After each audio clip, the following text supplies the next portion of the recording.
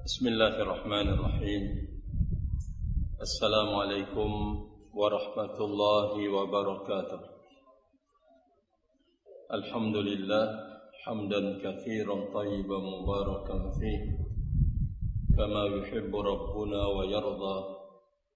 Ashhadu an la ilaha illallah wahdahu la syarika lah wa ashhadu anna Muhammadan abduhu wa rasuluhu, amma ba'd. Al-qira'atu 'inda al-jami'.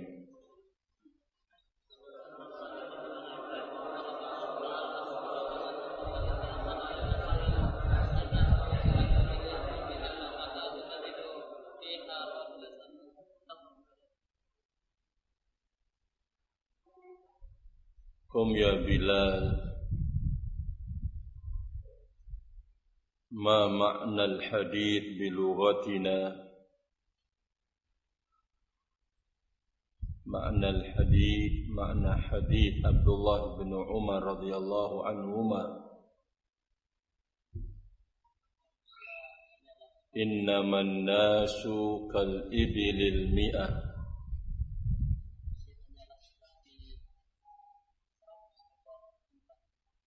Manusia tak ubahnya seperti ratusan ekor kuda atau onta.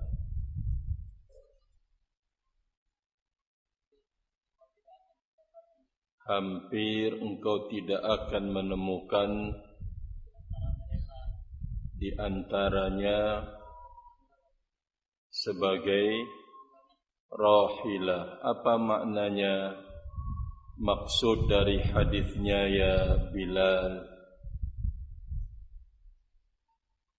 Apa maksud dari hadisnya? Bahwa manusia ini tak ubahnya bagikan ratusan onta. Hampir-hampir kita tidak menjumpai satu onta yang bisa menjadi tunggangan, bisa ditunggang, bisa dipakai membawa air minum atau menyiram tanaman atau membawa barang-barang. Apa maknanya? Apa maksudnya kok manusia diumpamakan seperti ratusan onta? Sulit untuk menemukan satu ekor onta yang bisa dimanfaatkan sebagai rahilah, sebagai tunggangan. Sulit.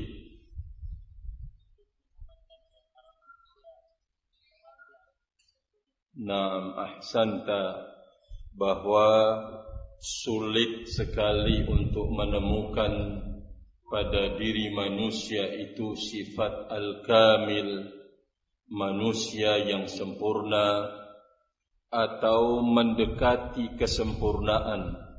Itu qalil, sangat sedikit. Barakallahu fikum. Na'am, ahsanta, fadhal. Kita baca hadis yang terakhir, kemudian kita kembali membaca makna atau syarah hadis yang baru kita hafal dan baca. Hadis terakhir, hadis at-tasi' wa tis'un, hadis yang ke-99.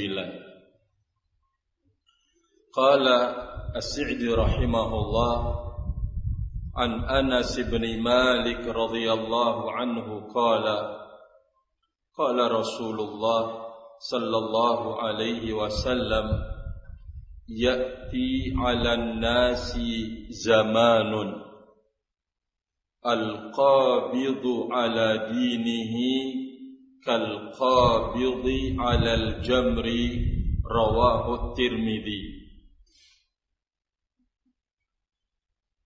Kata beliau dari Anas bin Malik radhiyallahu taala anhu berkata, telah bersabda Rasul sallallahu alaihi wasallam, akan datang zaman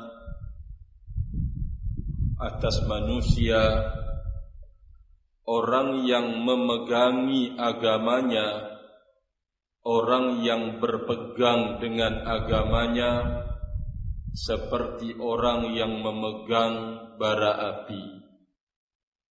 Hadis diriwayatkan oleh Imam Tirmidzi.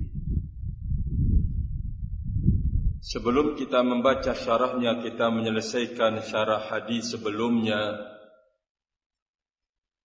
Tadi sudah disebutkan bahawa di dalam hadis Abdullah bin Umar radhiyallahu taala anhu ada khabar, ada berita dari Nabi alaihi salatu wassalam bahawa kekurangan itu menimpa mayoritas manusia.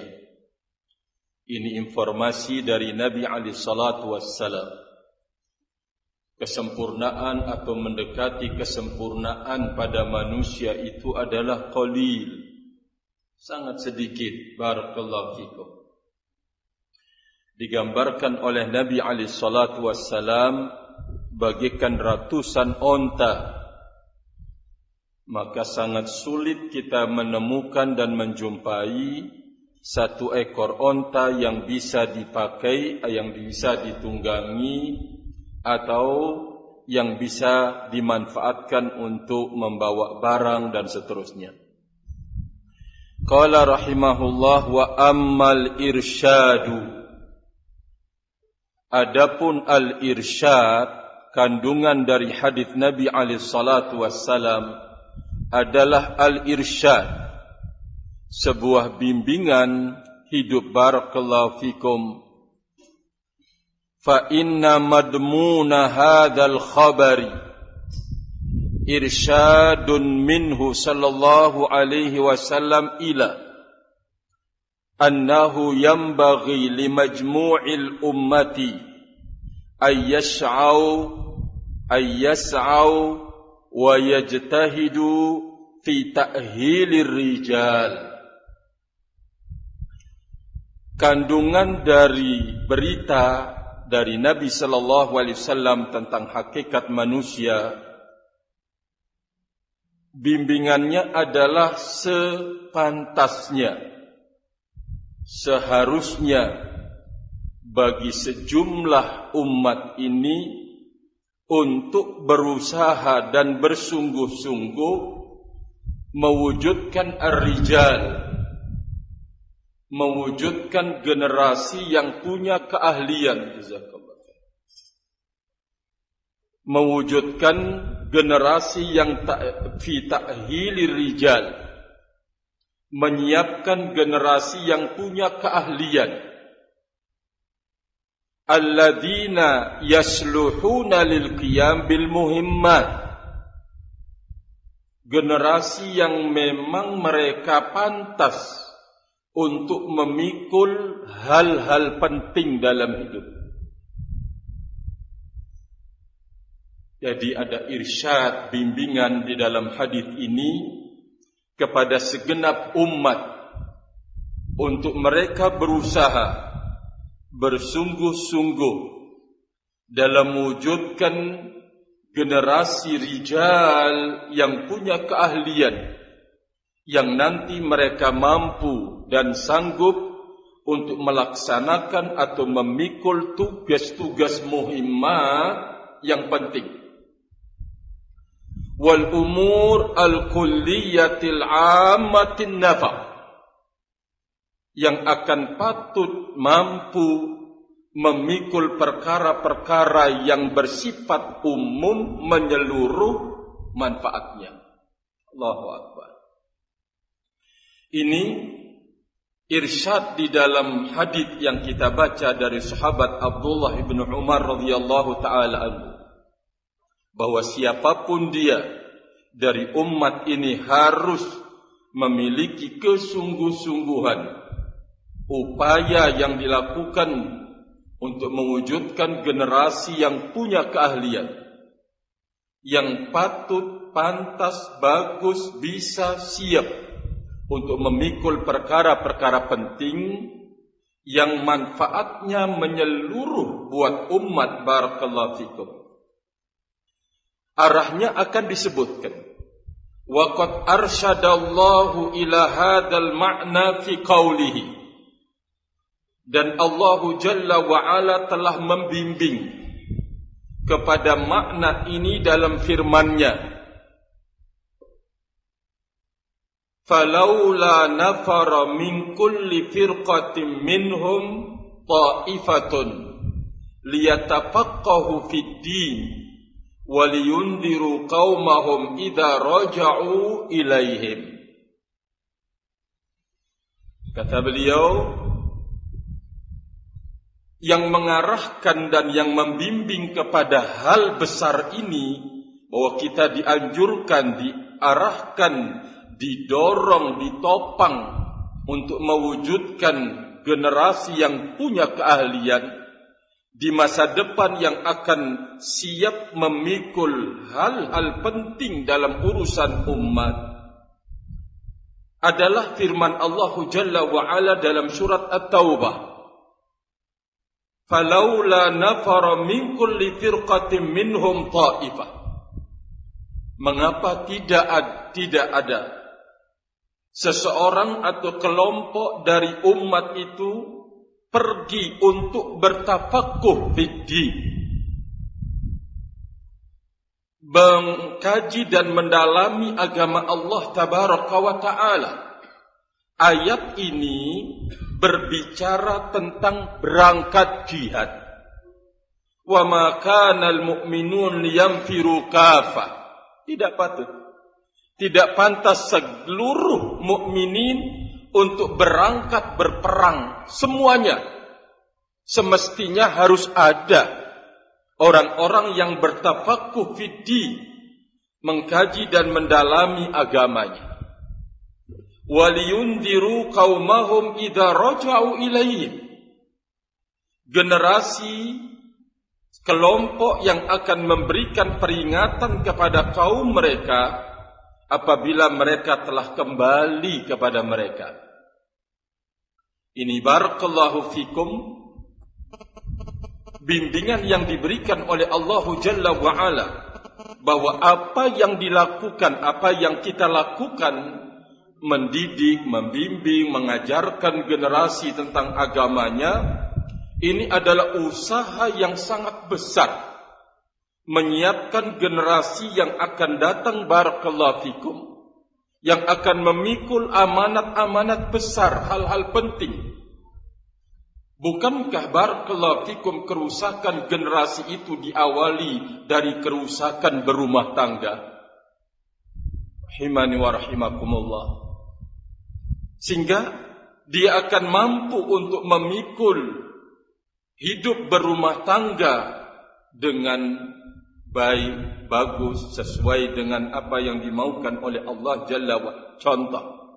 Nah, membentuk generasi melalui majlis ilmu itu adalah usaha yang sangat besar yang diperintahkan oleh Allah Tabaraka wa Ta'ala. Fa'amara bil jihad. Allah Jalla wa Ala memerintahkan untuk berjihad di dalam ayat ini. Wa ayyakuma bihi ta'ifatun kafiyah.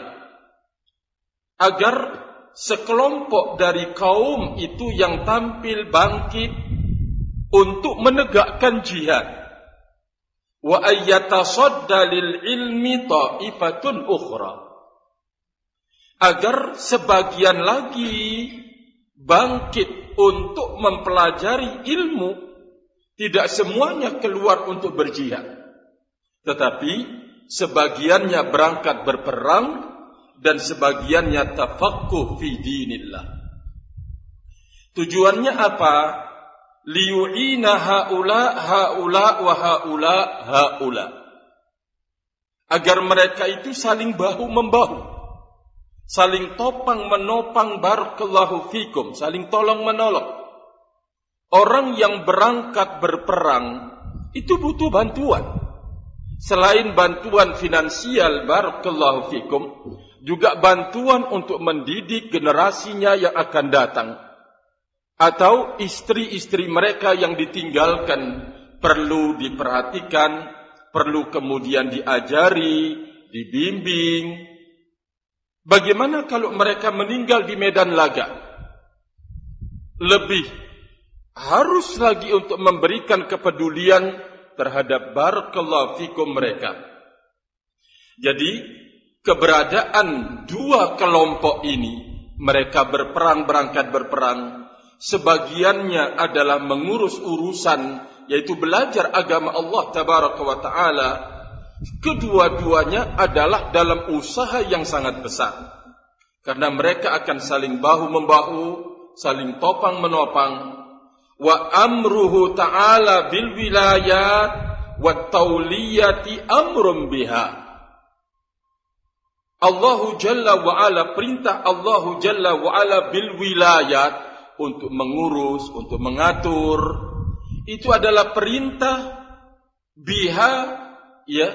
Seharusnya ada perintah biha, maksudnya ada orang yang bertugas demikian.